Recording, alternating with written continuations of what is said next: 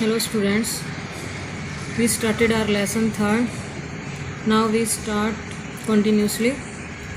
After months of carefully recording the pharaoh's funerary treasures, कई महीने लग गए जो राजा के उस मकबरे में जो चीज़ें मिली उनकी सूची बनाने में. Carter began investigating his 3 nested coffins और कार्टर ने तीनों ताबूतों की जांच करनी शुरू कर दी. नेस्टेड कॉफिन मीन्स एक कॉफिन पदार्थ है जिससे उसको चिपका रखा 3 परतें बनाकर. ओपनिंग द फर्स्ट, जब उसकी पहली परत खोली, he found a shroud adorned with garlands of willow and olive leaves, wild celery, lotus petals and cornflowers, the faded evidence of a burial in March और अप्रैल. जब पहली परत खोली गई तो उसमें से एक कफन, श्राउड मीन्स कफन मिला. गार्लैंड कमल के फूल की पत्तियां थी उसके ऊपर. अजवाइन थी, कमल के फूल की पत्तियां, जैतून के पत्ते, बैंत और लोटस पेटल कमल के फूल, कॉर्नफ्लावर्स मक्की के फूलों से सजाया गया था, जिससे ये पता चल रहा था कि ये मार्च या अप्रैल के महीने में उसे दफनाया गया था. ये सारी चीज़ें करने के बाद when he finally reached the mummy दो ही रैन इनटू ट्रैबल, जब वो उसकी बॉडी तक पहुंचा, मम्मी मीन्स यहाँ डेड बॉडी, कि उसके शव तक पहुंचा तो मुश्किल में फंस गया. The ritual resins had hardened cementing Tut to the bottom of his solid gold coffin, क्योंकि वे चिकने पदार्थ जिन्हें इस काम में प्रयुक्त किया गया था वो बिल्कुल सख्त हो चुके थे और no amount of legitimate force could move them, Carter wrote later. What was to be done? अब वो जो उसकी डेड बॉडी थी उसके जो ठोस सोने से बने ताबूत के तल के साथ चिपका दिया गया था. अब कार्टर को इनको तोड़ने के लिए कोई भी फोर्स, ऐसी उचित फोर्स नहीं थी कि जो उन्हें हिला सकती थी. अब किया क्या जाए? कार्टर ने अपने बाद में लेख में लिखा, the sun can beat down like a hammer this far south in Egypt and Carter try to use it to loosen the resins.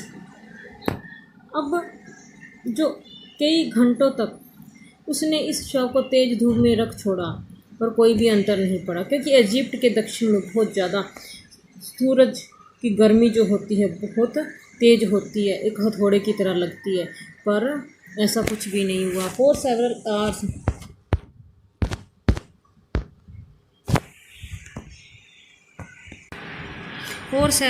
he set the mummy outside in blazing sunshine that heated it to 149 degrees Fahrenheit. Nothing buzzed. उसने कई घंटों तक तेज गर्मी की जो धूप होती है 149 डिग्री फ़ारेनहाइट के तापमान पर रखा, पर कुछ भी नहीं हुआ.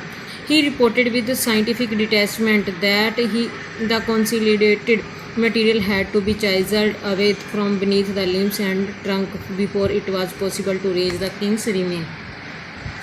इसके बाद उसने, जब ऐसा कुछ करने के बाद नहीं हुआ तो वैज्ञानिक गणना करने के लिए उसने चाइजल्ड अवे मीन्स छेनियों के साथ उसके ताबूत को, शव को निकालना पड़ा, उसके मृत शरीर को अलग करना पड़ा. In his defense, Carter really had little choice.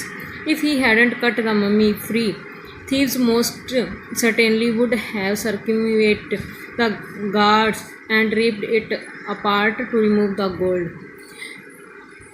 और उसने इसके ऊपर भी लिखा कि कार्टर ने अपनी सुरक्षा के रूप में उसने कहा कि अगर वो ऐसा ना करता, अगर शव को फ्री ना करता तो लुटेरे या चोर या गार्ड उसके सोने को लूट कर ले जाते. जो भी रक्षकों को मूर्ख बनाकर चोर इस सोने को ले जा सकते थे, और वास्तव में कार्टर के पास कोई चारा भी नहीं था. In Tut's time, the royals were fabulously wealthy and they thought or hoped they could take their riches with them. टट के समय जो राजा महाराजा होते थे बहुत धनी होते थे और वो सोचते थे और शायद आशा भी करते थे कि वो अपना धन अपने साथ लेकर जा सकते हैं, कि अगले जन्म में भी उन्हें ये धन मिलेगा. For his journey to the great beyond, King Tut was lavished with the glittering goods. और इस जर्नी के रूप में, महान यात्रा के रूप में टट को ये चमकती हुई वस्तुएं उपहार में दी गई होंगी। Precious collars, inlaid necklace and bracelets, rings, amulets, ceremonial aprons, sandals, sheaths for his fingers, and toys, and the now iconic inner coffin and mask, all of pure gold. ये सारी चीज़ें कि महंगी महंगी कंठहार, जड़ित नेकलेस, बाजूबंद, अंगूठियाँ, ताबीज, किसी समारोह में पहनने वाले पेटीबंद, सैंडल, ये सारी चीज़ें जो कि बिल्कुल शुद्ध सोने से बनी हुई थी। To separate Tut from his adornments, Carter's men removed the mummy's head and several nearly every major joints. अब टट के शरीर को अलग करने के लिए जो भी कार्टर के कर्मचारी थे उन्होंने उसके शव का सिर अलग कर दिया और सभी लगभग मुख्य जोड़ अलग करने पड़े, काटने पड़े। Once they had finished, जब उन्होंने अपना कार्य पूरा कर लिया, they resembled the remains on a layer of sand in a wooden box with padding that concealed the damage. The bed where Tut now rests. उन्होंने अपना काम करने के बाद सभी भागों को लकड़ी के बक्से में रखकर दोबारा जोड़ा और इसे रेत की एक परत पर रखा और इस नुकसान को ढकने के लिए उन्होंने गद्दियों का प्रयोग किया। यही वह बिस्तर है जिस पर अब टट का शव पड़ा हुआ रेस्ट कर रहा है। Archaeology has changed substantially in the intervening decades, focusing less on treasure and more on fascinating details of life and interviewing mysterious of death.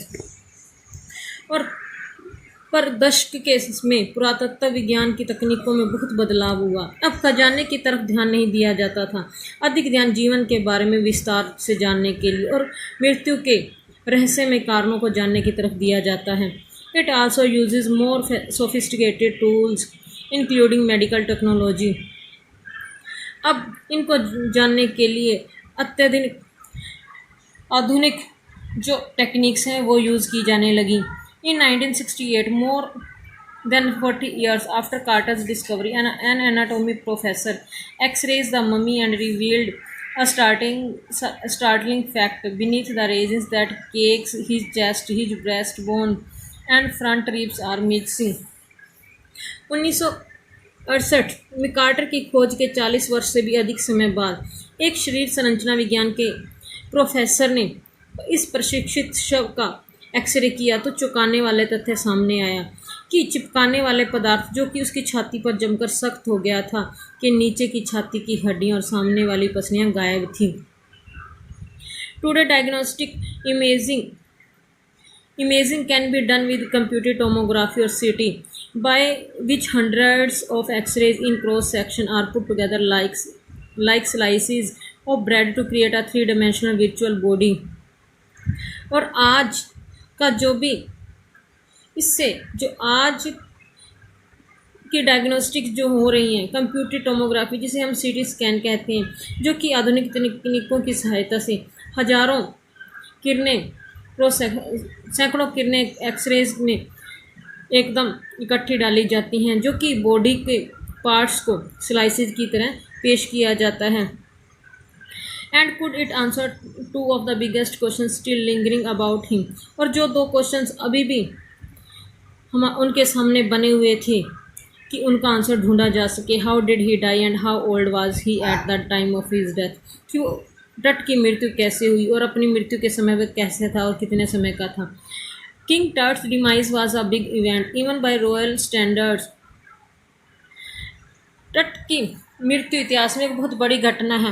वह अपने परिवार का अंतिम वंशज था। He was the last of his family's line and his funeral was the death rattle of density but the particulars of his passing away and it aftermath are unclear. वह अपने परिवार का अंतिम वंशज था और उसकी मृत्यु के बारे में उसके दाह संस्कार के साथ साथ उनके साम्राज्य का भी अंत हो गया और उसके साथ साथ उसकी मृत्यु के बारे में विस्तार की जानकारी और उसके बाद क्या हुआ ये अभी तक यह स्पष्ट नहीं हुआ। Amenhotep III, Tut's father or grandfather, was a powerful pharaoh who ruled for almost 4 decades at the height of the 18th dynasty's golden age.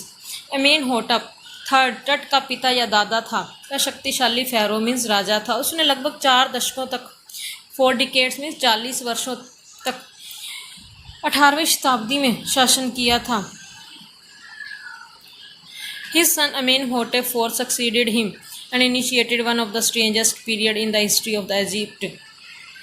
और उसके बाद उसका पुत्र अमेनहोटप IV राजा बना और उसने प्राचीन मिस्र के इतिहास में सबसे विचित्र समय में से एक की शुरुआत की।